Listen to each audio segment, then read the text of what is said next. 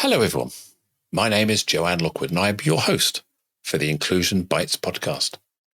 In this series, I have interviewed a number of amazing people and simply had a conversation around the subject of inclusion, belonging, and generally making the world a better place for everyone to thrive. If you'd like to join me in the future, then please do drop me a line to joe.lockwood@tchangehappen.co.uk. That's S-E-E changehappen.co.uk. You can catch up with all of the previous shows on iTunes, Spotify, and the usual places. So plug in your headphones, grab a decaf, and let's get going. Today is episode 81, with the title, Running on Linux. And I have the absolute honour and privilege to welcome Sophie Power. Sophie describes herself as a talent lead and podcast host for Zinc, which is the automated background checking software for teams. When I asked Sophie to describe her superpower, she said that she is a people person and great at connecting with near enough anyone. Hello, Sophie. Welcome to the show. Thank you. Thank you so much for having me. And hello. Hello, indeed. Sophie, we were chatting just now, and we decided to call this episode Running on Linux. Tell me about that. Yes, we did indeed. So running on Linux, when I can get my words out, is a light-hearted way of describing my experience over the past year of having been diagnosed at the age of 32 with autism. It's still... It was at the time and still is a new experience for me. It's spent the past year kind of reframing the way that I've approached things. It's obviously very interesting to be reasonably late in life diagnosed, and looking back on the past, it was 33 years now at the time of recording. The past 33 years of living, and I've always had the sense growing up, and I've often made the joke, I'm not wired right. It's been a running joke with some of my long-term friends. If any of them happen to be listening, they'll know that one well. So it was interesting to actually get that confirmation, which, while wasn't a shock, it certainly was. It kind of was and wasn't a shock, I think is probably the best way of putting it. It's very strange to... I have the sense that something, there's got to be a disconnect here somewhere. I've always had that feeling like, what is there? There are things about life I'm not getting. Like, what is that? It's not that I'm unintelligent. It's not that I'm bad with people. It's not that I'm unempathetic. Quite the opposite. But there's something sort of not quite right there. So it was really interesting to realise actually I'm trying to,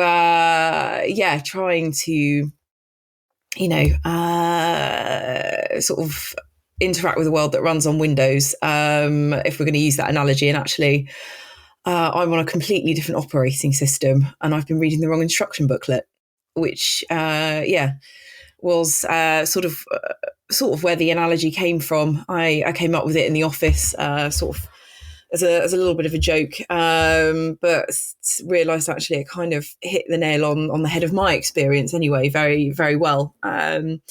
So that's a little bit of what running on Linux is about, when I say that.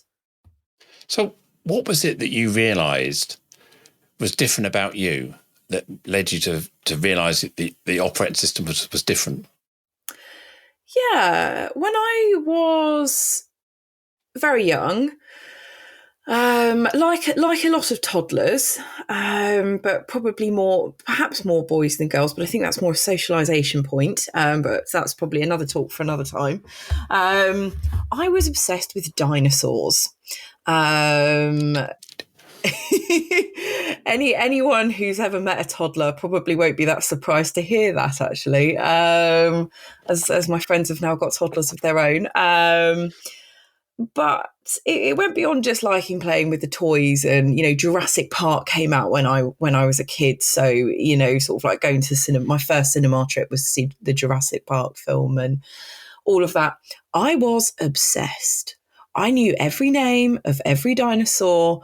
You could put up flashcards of the most obscure dinosaur and I could tell you what their name was, what period they came from. I could tell you a fun fact about them, what other kind of dinosaurs existed around at the time. It was precocious. It was uncanny. It was really quite, my parents loved it. They thought it was brilliant. And that I realise now, reflecting back with the knowledge I do now, that was probably my first special interest. And certainly the first example. I am terrible at maths. I have actually known for since university that I have dyscalculia, and it is what it is. I've sort of worked with that for a long time, but I was always extremely good at reading. I could read and write long before I started school. And often, I remember as a kid, I was actually told off for reading the wrong sticker books. So I don't know if they still do this because I don't have kids. So I'm not sure what happens in schools now. But certainly back in the 90s, you'd have coloured stickers on all of the books in the school library, and a reading level would be assigned. And I'd, right from the get-go, be reading the highest sticker, which was purple and blue, if you're wondering, when I should have been on red. I used to get told off for reading too far above my level, which I remember thinking very strange, and then being like, well, no, I'm not going to read the red book. I read that 2 years ago. I'm not interested. Sort of that, again, that kind of precociousness. But it didn't translate to later school life as school got more complicated, social structures got more complicated, things got more nuanced. I started to really struggle. I got bullied a lot at school and I wouldn't really understand why. I had some really deep, passionate special interests that would often I'd get kind of laughed at for. I was very passionate about, kind of drama and theatre and drama group. Passionate about politics, like a lot of teenagers, to be fair. That's not unusual, but, joined the student council, the local town council, and I'd very earnestly, run campaigns to get people in sixth form child bus fares. I was successful, I just like to say, because I was very persistent, very polite pest. It would often be viewed as, and I'd realise people weren't laughing with me, but I wouldn't quite know why they were laughing at me, which is extremely disorientating and confusing when, you're already going through the joys of being a young person. I wouldn't be a teenager again for all the size 6 jeans in the world. But yeah, and then as I became an adult, sort of started to, in my mid to late 20s, sort of reflect back on a pattern of relationships, friendships, romantic relationships, and realizing I, often got taken advantage of and not quite realize the steps that were happening as they were happening, and sort of not see these patterns of behavior. So I'd go take myself to the therapist's office, and then eventually I had a therapist say, I don't know how to help you. And I was like, oh, it would have been nice if you told me that before we'd spent 6 months, me paying 6 months of invoices, but okay. And so that led me to kind of question what and why. And I think that sort of coincided with a growing movement of more adult women realizing that their neurodivergence and, exhibited itself very differently to the stereotypes of ADHD and autism as being something that happens to middle class white boys. It's very real, and very real and very valid for them as well. And they still don't get the support they need, I think. When I reflect back on the boys at school I went to school with who had ADHD, and the stigmatism that they faced. And I remember that, it's something that flew under the radar for me. And rather than, Sophie is autistic, it was just Sophie's weird. She wears weird clothes because she doesn't see the point of wearing the fashionable clothes just because everyone else is, a little bit of sort of that oppositional kind of tendency. So yeah, it was a lot of things. And then, yeah, it sort of culminated in end of 20s, spending I turned 30 before the pandemic, but my early 30s spent 2 years sat alone in my flat because I lived alone and was single and self-employed. So triple whammy of solitary confinement for lockdown, and realizing that one, I'm actually okay on my own. I haven't noticed it's been 2 years. Oh, right, okay. And realizing I've dived into another special interest, and now I'm surrounded with loads of sort of like art and things I've created, and that's really cool. And realizing actually I do really well in online communities, and sort of living online, and realizing it's because there are rules, and there's rules for internet forums, there's structures, there's ways that you converse, and things you do and don't say, and it's all very kind of fixed and literal. And then I think the absolute catalyst for going forwards and getting a diagnosis was going out for a catch-up dinner with an old uni friend who herself had been diagnosed with ADHD. And she said very sensitively and very empathetically, have you thought about it for yourself? Because a lot of the things that we shared as a struggle, she was a course mate, we sat together every day for 3 years. She sort of, some of the things we struggled with together, and it was just a joke and a love deadline mode, lol.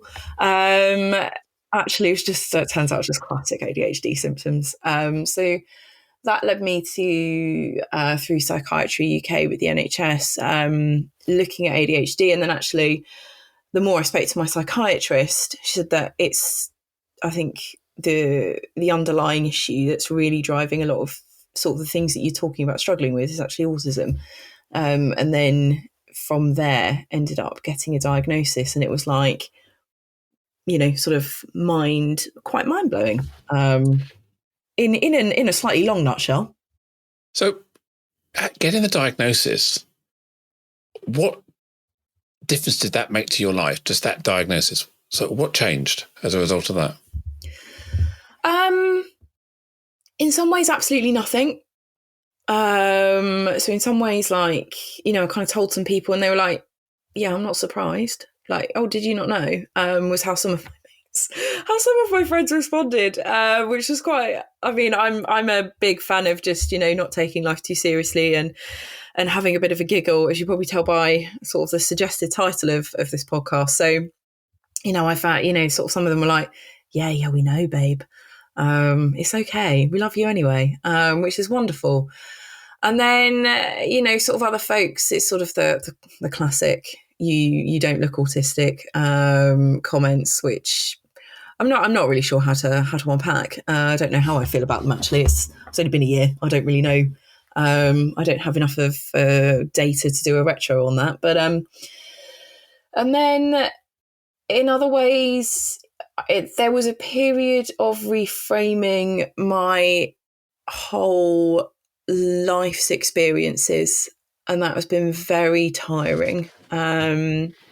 So as I've talked a lot about school so far already, but also my professional life, there's been so many times and references that are in my report as well, talking about incidences at work where I've just been blindsided by things and been really shocked by that, or I've said something that I think is completely innocent, and then somebody's reacted like I've threatened their firstborn, and it's really blown my mind. I'm like, why are you so angry? I've just asked a question, and not understood why people have had quite extreme reactions to what I think are quite innocent things.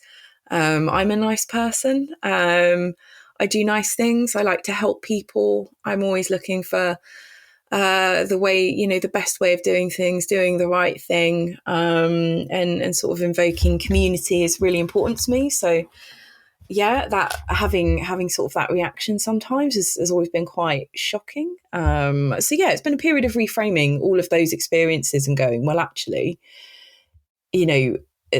me and this other person are just reading, like singing off completely different hymn sheets to pick a colloquialism. Like we're approaching things with a completely different way of seeing and experiencing the world. And that's sometimes there's been a lot of feelings with that, and now I understand that I feel things quite strongly and why. Is anybody neurotypical? We talk about being normal. Normal is such a very fine line on the bell curve of extremes. Who is neurotypical? Because everything you're describing, I think, I get obsessed about that. Yeah, I can do that. I was very polarized in my school years. Maths and physics, I was completely in tune with. So I was A grade maths and physics and chemistry and biology, but Z grade, if there was a Z grade, in other things like French and German and some of the maybe economics, those sort of things. So I'm either in or I'm out. If you look at my report card, there was nothing in the middle. It was either loved it or hated it. Yeah. And which is a classic symptom of obsessing and pulling things apart and getting to the bottom of it. If it's in your frame, if it's not, it's just not relevant to you. So is anyone actually neurotypical? Or is everybody on this? I hate the word spectrum. But we are all different. And who said that 100,000 years ago, when our species started evolving into communities, that we had to be typical? I always think about dyslexia. Dyslexia is who decided that we were designed to write and read? Who decided that? We haven't evolved to read and write. So who says dyslexia is abnormal? Dyslexia could be our default position, and we've just decided the social construct we've created says that dyslexia is wrong or not as good. I think so. Who says that neurodiversity, your traits that you special, your superpower, would have given you significant advantage in certain, and they probably still do in certain situations where you can hyper focus, you can get really stuck into something and block everything else out to get a task done or to achieve something. And I think we often see people as different when really we're all different. And I wonder if you've experienced that kind of feeling as well. Yeah, definitely. There's really a sense of we all bring different things to the table, and we're all good at different things, and we all, there are some things I'm absolutely atrocious at. The 7 times table, sorry, Mum. Long division, awful. To be honest, budgeting, again, my dad's an accountant. Sorry, Dad. But then there are other things I'm really good at, which is, I am one of those rare people that is quite comfortable walking into a room full of strangers on her own and going and making friends. I've, and again, I reflect back and I've traveled all over the world on my own. And to me, it's like, yeah, sure, why not? Our first solo trip was when a friend pulled out and was like, oh, I'm really sorry. I know you really wanted to go. And I was like, oh, I'm still going. She was like, what? And I was like, yeah, I'll just go on my own. It's fine. And I didn't really appreciate it at the time, 20 years old as I was, that was quite an unusual thing to do. But it just never occurred to me to be any other way. And then you realise, it's, we've all got different strengths. Some of my friends are very, very analytical. Some of my friends are very social, and some of my colleagues are very creative. Some are very, kind of data and numbers driven. Some are very pragmatic. Some are very, energized and sort of, their thoughts jump all over the place. And I see it happen in meetings. You've got people who come out with, sort of 20 different ideas in the space of about 10 minutes. And then you've got other people who are more methodical and analytical, who sit there and we go, right, okay, well, let's put these in order and let's have a think about how we're going to, make some of these ideas happen. Do they relate back to this? And then you've got somebody who goes, right, okay, cool. Well, if we get point 1 done by Friday, I'll get it done. And so if you have a meeting room to relate it back to work. If you have a meeting room full of purely analytical people who just sit there and drill through numbers, and no creative people, and no kind of people who can just get stuff done, you're going to have, nobody's going to tell you what to do with the data. So you're going to have loads of really interesting data, but where's the insight?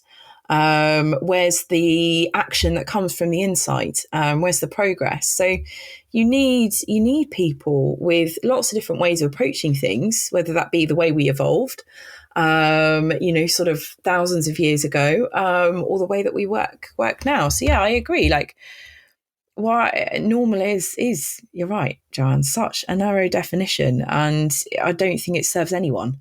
Let alone somebody working on a different operating system. Yeah, and you could probably appreciate I was operating on I think MS DOS when I was growing up. I'm that old. In fact, pre MS DOS punch card, I think I was operating on, and it took me to my teens and 20s and into my 40s to realise that I was running on the wrong hardware.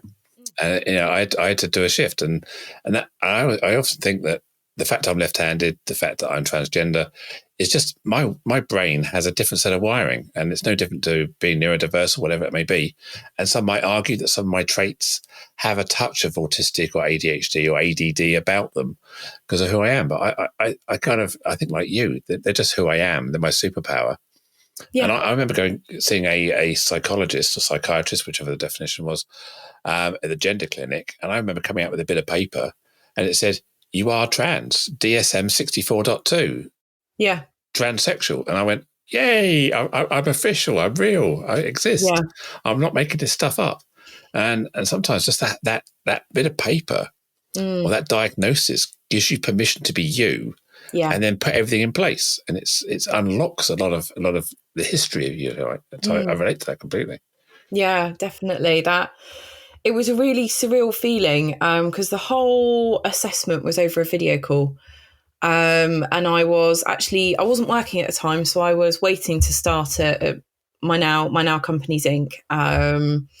Having had a pretty major operation actually, so it was very surreal to just be like, okay, I've had a really major operation on my body and my whole body's going to be different now. And also, so is my brain. I'm going to move house and start a new job. Why am I so tired all the time? I don't get it. But it's in a way, it was really energizing though, because it gives you this, yeah, like that sense of you put it really nicely, permission to, or sort of what is the word? Permission, mandate to be yourself. Yeah, mandate. I like that. Yeah, that's good as well. It's you've got the authority to be you, haven't you? And you're authentic. You're not playing at this. Yeah. I mean, I want to take you back to the dinosaur comment because I remember when I was in my childhood, and I remember there being a comic. The comics used to come with that really, really low quality newsprint. And I remember having one, and it was a case of over like 6 to 8 weeks, you had to read this comic strip and identify all the dinosaurs that were in the story. Oh, that's and you then had to work out from the images of them. So I spent hours in the local library with my mum. This is way before the internet. This is in the mid-70s. So we were in the local library with my mum, getting books on dinosaurs out, trying to work out which dinosaur was which. And so I entered the competition with like a list of 20 dinosaurs. This picture, this is what, and I won. I got every dinosaur right. It was like I was really obsessed with, it's like, so when you talk about being obsessed with dinosaurs, way before Jurassic Park. But one thing I was looking at the other day, there's a TikTok reel or something on Facebook or something that came up. Someone had made an 8 foot high, I'm guessing it was a velociraptor, just from the Jurassic Park type thing, made out of chocolate. And this thing was absolutely, I mean, you could have made it out of concrete, you could have made it out of any moldable material, but he was a chef and he made it out, or chocolatier, he made it out of chocolate. It's absolutely incredible. And in fact, the comments in the chat underneath was the dinosaurs' teeth are too perfect. They didn't have dentists. The teeth wouldn't have been that shiny. So I thought it was a fantastic thing. But when you said, interesting fact, about all these dinosaurs. What's your or interesting or funny fact about a pterodactyl then? I really want to know what's interesting or funny about a pterodactyl. Oh gosh. Do you know what? The even funnier thing is that I, to my great shame, don't remember a lot of it. Oh dear. So I remember the obsession, I remember the fun, I remember the excitement. I have actually quite a lot of dinosaur themed clothes in my wardrobe. If my colleagues are really lucky, I might wear my dinosaur dress to work one day. Last time it had an outing was my friend's son's second birthday party, which was dinosaur themed. But pterodactyl.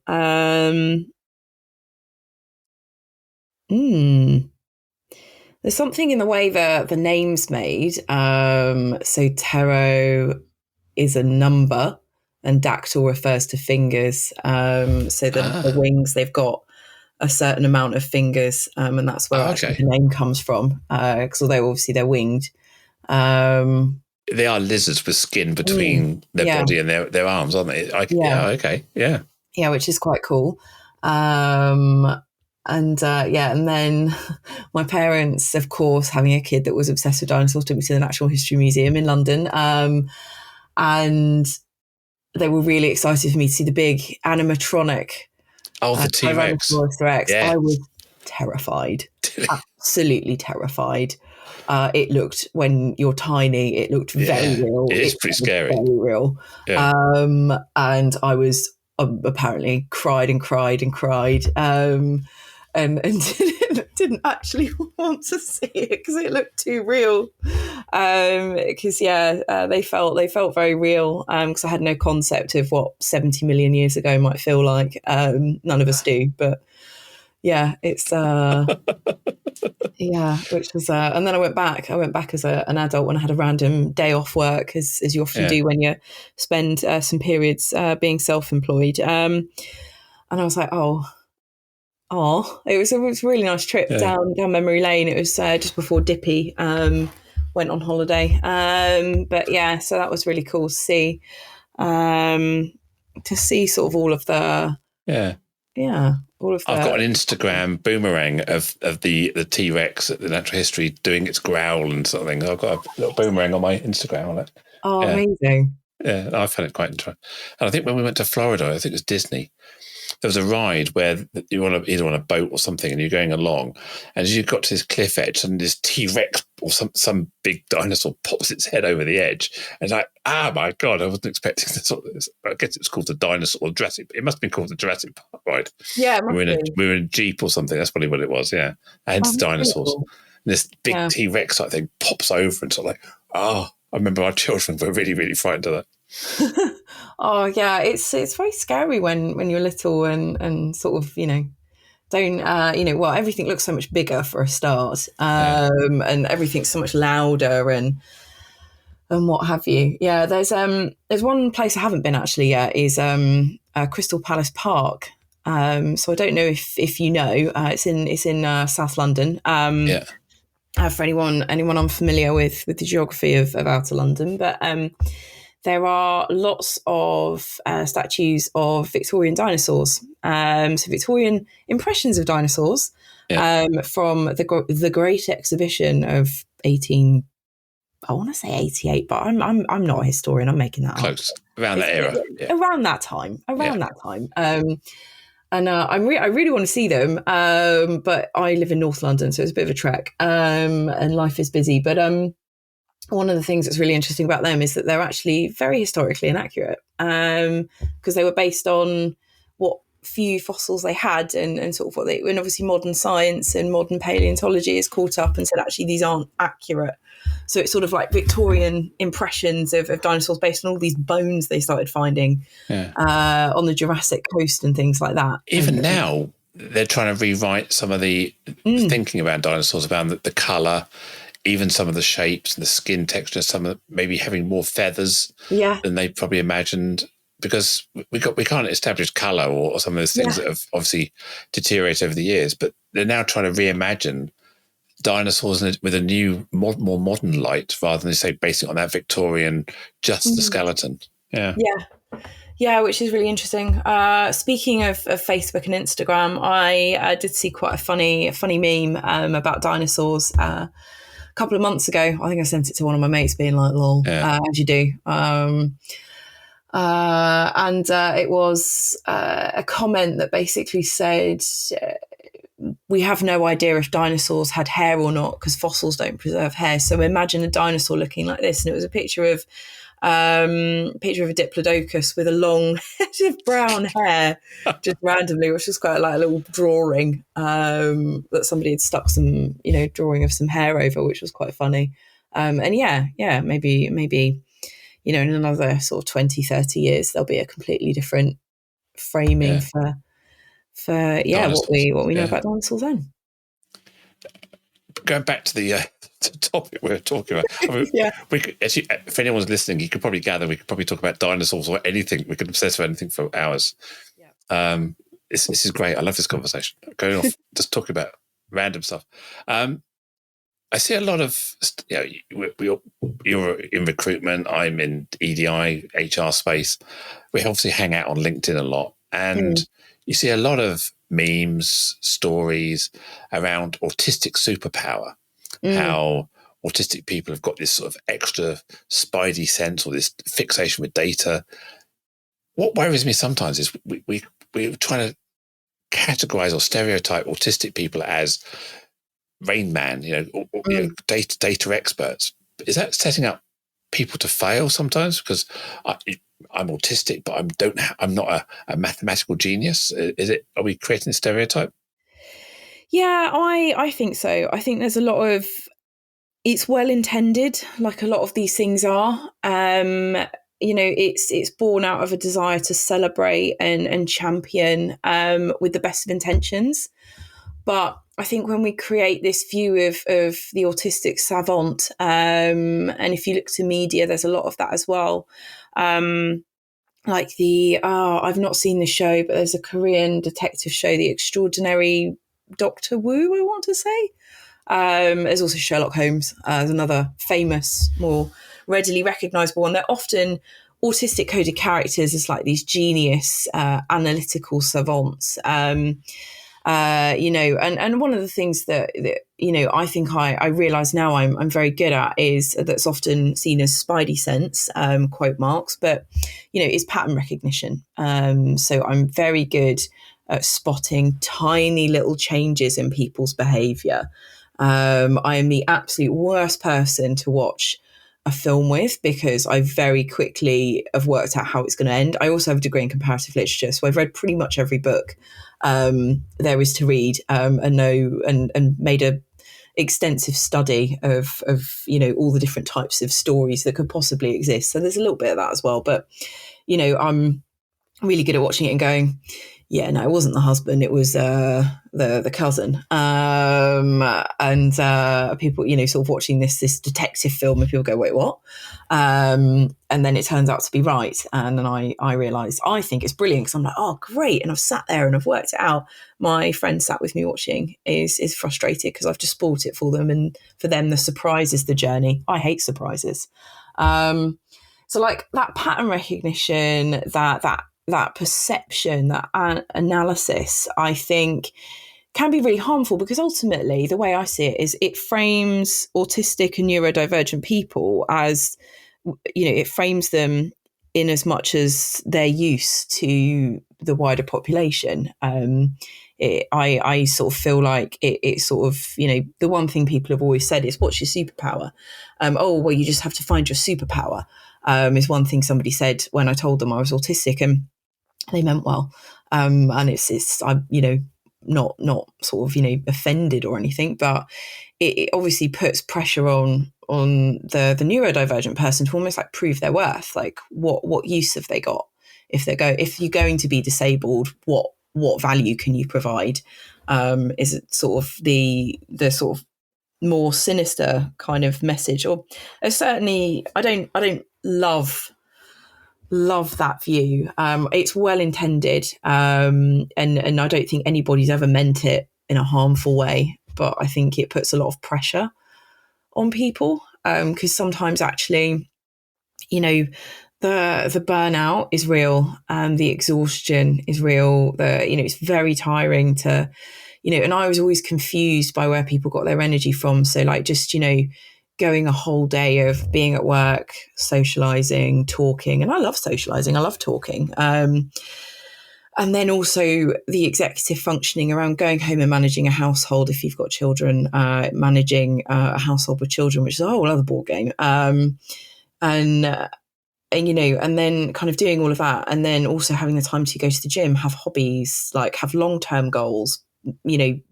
work on a long-term project, saving for a house, planning a big trip, organizing a wedding, like take your pick. Where do people get all the energy from? And to then also have to think about your superpowers and how to present them and how to find them and how to unpack them and show them. That's also really tiring when you're also kind of battling, sort of swimming against the tide.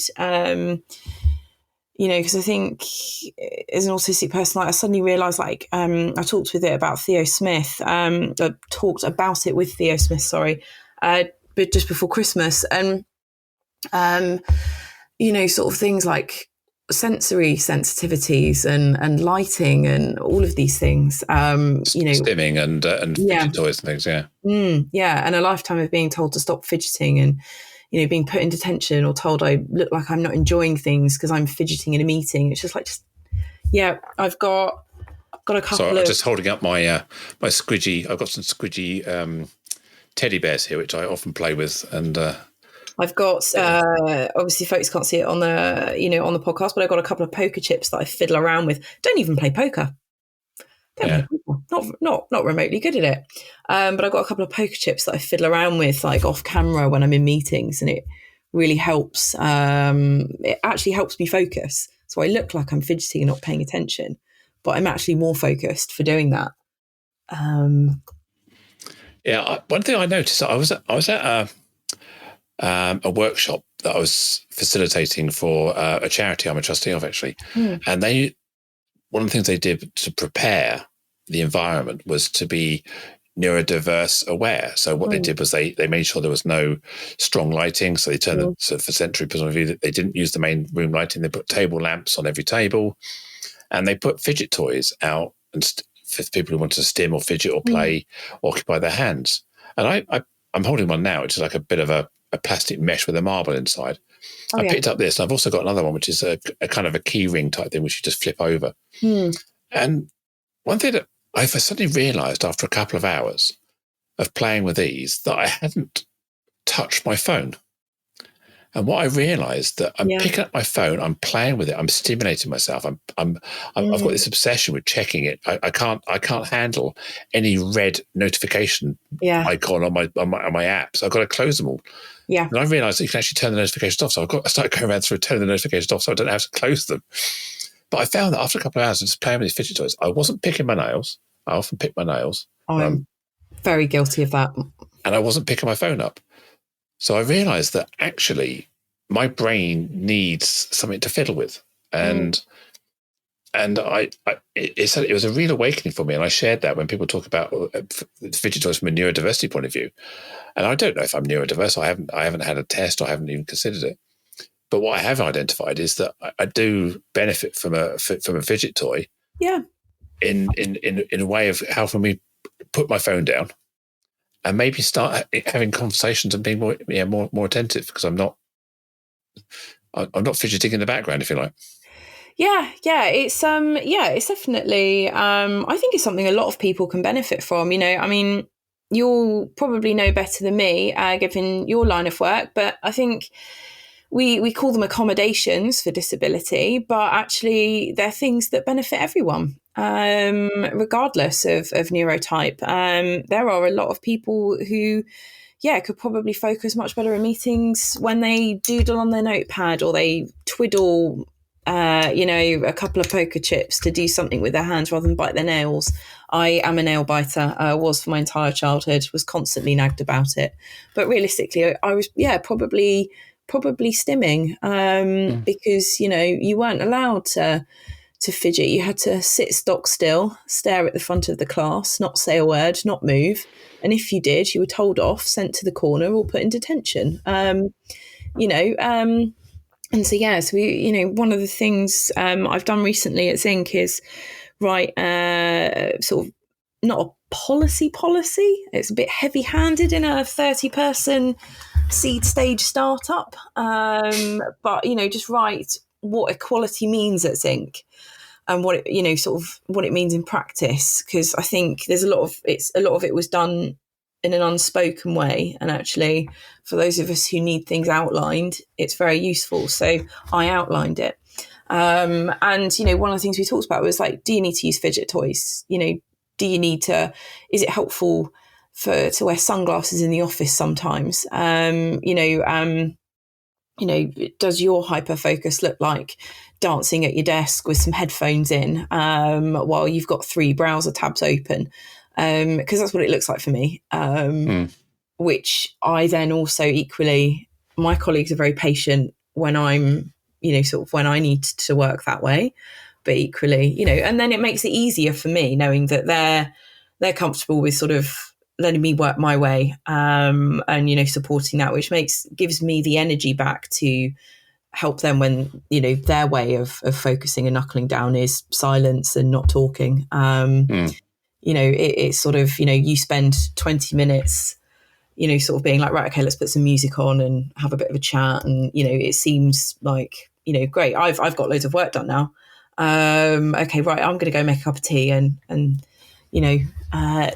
sort of go and sit and do things. You know, and then we'll have some quiet time. And, you know, I sort of switch my diary around because some days I need to sit and get my head down. So, you know, those are work from home days, and then, you know, try and do the more sort of people focus things. But yeah, there's also been times when I've worn sunglasses in the office. And my team have been really good at just, you know, just not making a comment, actually. I turned up on a video call at a previous company once wearing sunglasses because I was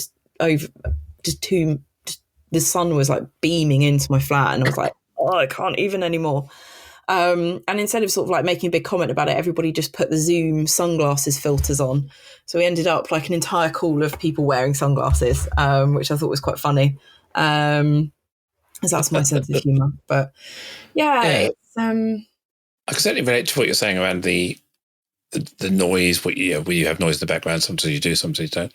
I mean, I'm one of these people that I walk around my house telling Alexa to stop, because Alexa's often got Radio 2 on in the background. And when my wife sets it up, she tends to have it at a kind of a background hum level. And when it's because my hearing has faded as I got older or not, I find this like bzz noise where I can't quite hear the vocal. I can hear the music, but I can't hear the spoken.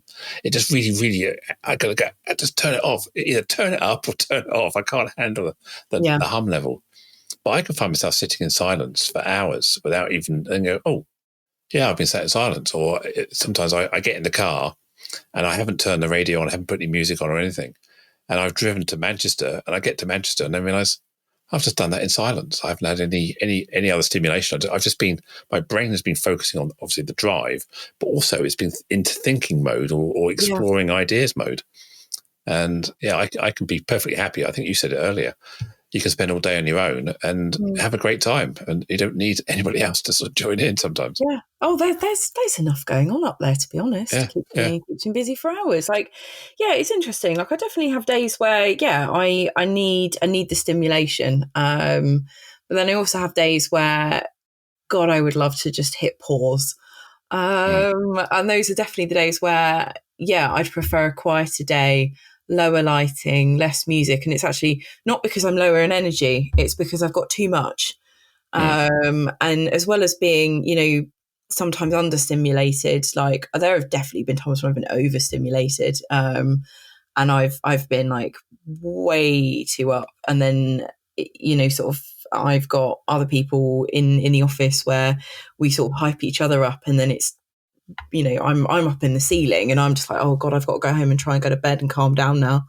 So that's always a fun one. So it's sort of, it's interesting because I just didn't have any clue about any of this until a year ago. So these things were happening, and I just assumed that these were experiences that everybody had, and that it was normal, and well, normal quote marks. Air quotes. Yeah. It was widely experienced, and it turns out that actually it's less widely experienced than I realised. But one thing as well is like that understanding about yourself helps you to find your tribe and your people. And I've always felt a sense when I was younger of not fitting in and not feeling like I've met my people. That kind of sense of belonging. And I feel I'm much closer to that now. I have a better understanding of where I belong and what belonging means, which is really important. So in your job, you are a talent acquisition specialist. For one of a for the person on the street, that's a recruiter. I know it's a whatever. You place people into roles for a company.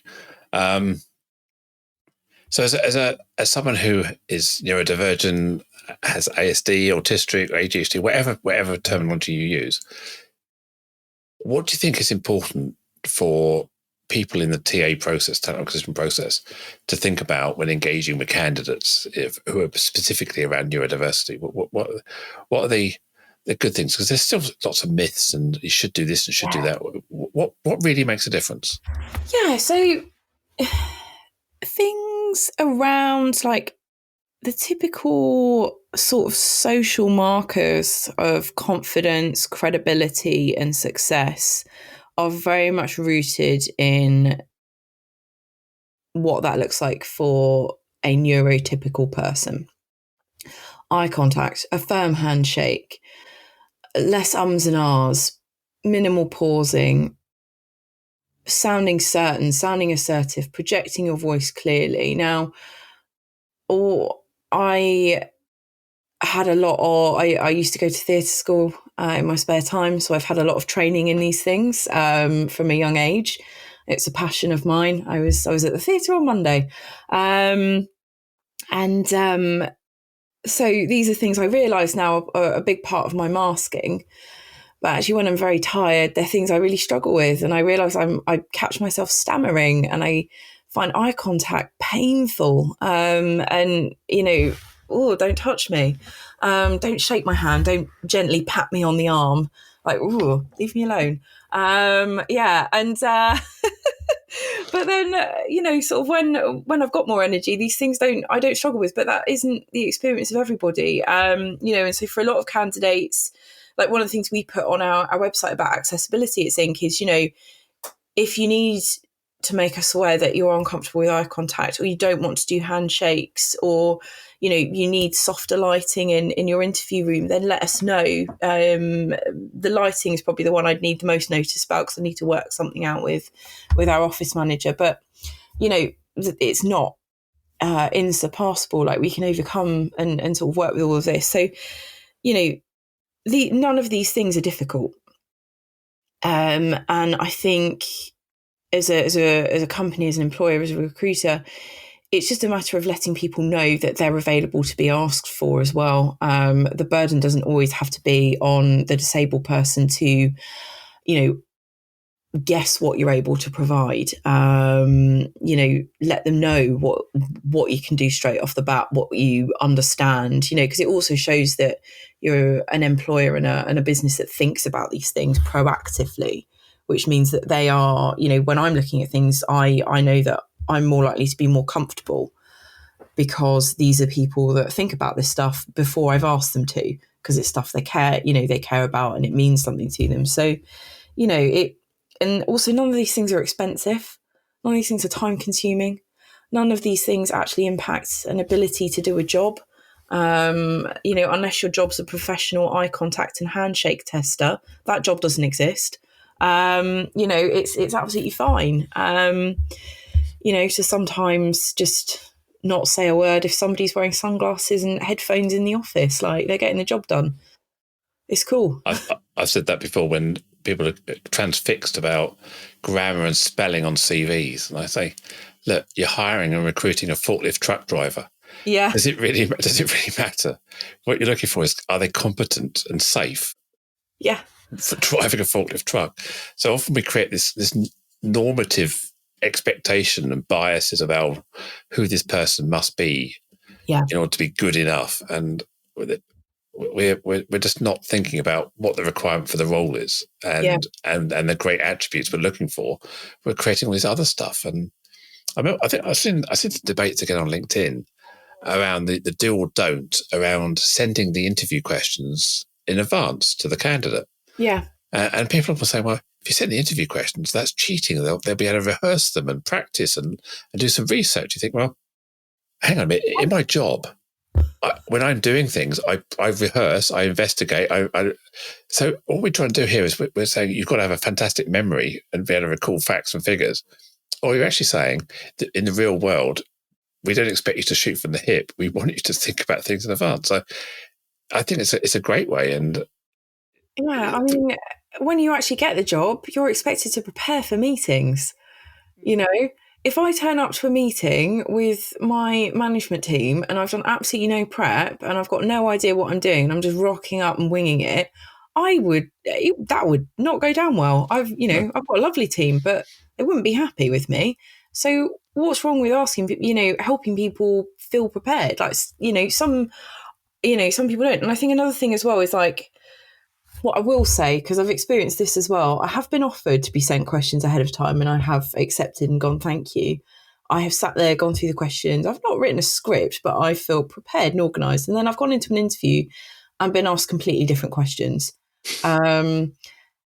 Deviating from a fixed plan is probably one of the easiest ways to intensely stress out a lot of autistic people I have interacted with, and certainly myself. That was probably one of the most stressful interviews I've ever had, because I don't like surprises. And I had prepared to be interviewed for this job this way because I'd been told that was how it was going to be.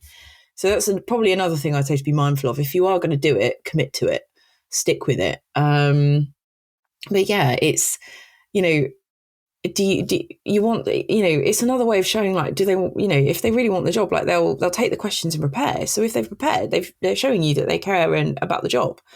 They're showing you how they'll turn up to meetings prepared and organised. You can send them the questions, but, they might not necessarily read them, prepare them, use them, make the most of the opportunity. And if they don't, that in itself is data that you may or may not want to use.